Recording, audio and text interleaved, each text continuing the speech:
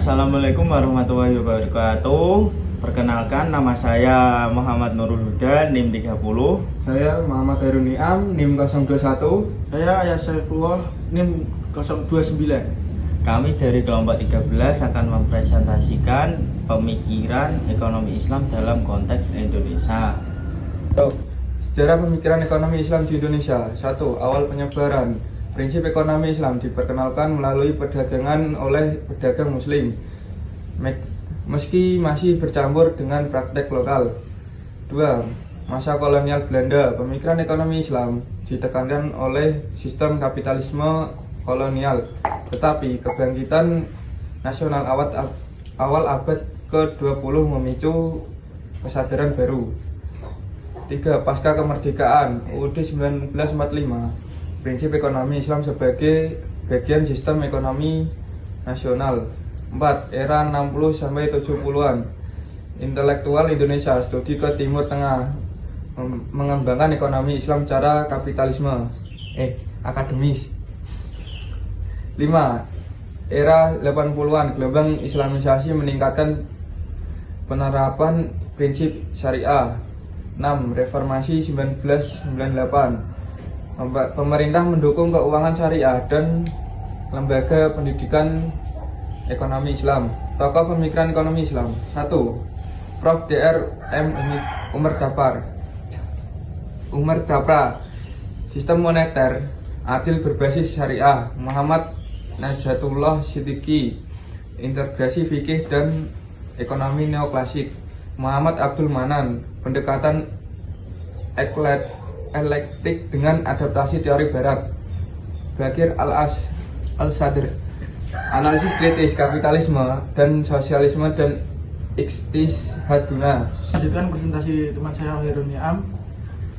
Tujuan ekonomi Islam mewujudkan keadilan sosial, distribusi kekayaan merata, dan kesejahteraan material spiritual. 2. Menghindari riba, eksploitasi, dan praktik haram. 3. Mengoptimalkan instrumen zakat, infak, dan sedekah untuk solidaritas sosial.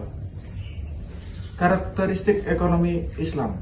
1. Rabbaniyah, berbasis wahyu, Al-Quran dan hadis. 2. Keseimbangan antara kepentingan individu kreatif, material, dan spiritual. 3. Pengawasan ganda, interior diri dan eksternal lembaga hizbah. 4. Fleksibilitas, adaptasi prinsip syariah dengan perubahan zaman. 5. Universal, dapat diterapkan di semua konteks masyarakat. Prinsip-prinsip dasar. 1. Keadilan dan solidaritas, larangan riba, konsumsi halal dan thayyib, pemerataan kekayaan. 2. Kepemilikan terbatas, harta adalah amanah Allah, bukan hak mutlak individu. 3. Etika dan tanggung jawab, aktivitas ekonomi sebagai ibadah. Saya akan melanjutkan materi dari teman saya. Tantangan dan peluang di Indonesia. Peluang. 1. Mayoritas muslim atau pasar produk halal terbesar. 2. Dukungan regulasi atau undang-undang fatwa DSN MUI dan Kenex.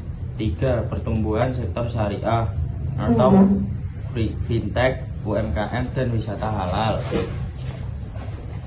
Tantangan. 1. Literasi masyarakat rendah tentang ekonomi syariah.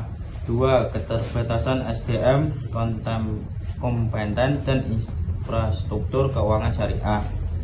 3. Budaya konsumtif dan minim riset pendaraan. Yang terakhir, kesimpulan. Ekonomi Islam di Indonesia berkembang dinamis dengan landasan sejarah, prinsip syariah, dan tokoh berpengaruh. Meski menghadapi tantangan literasi dan SDM, peluang besar sebagai solusi ketimpangan dan ketidakadilan. Kolaborasi pemerintah, akademis, dan masyarakat diperlukan untuk mencapai via sejahtera berbasis makasih syariah. Sekian presentasi dari kelompok kami. Apabila ada salah kata, mohon maaf. Wassalamualaikum warahmatullahi wabarakatuh.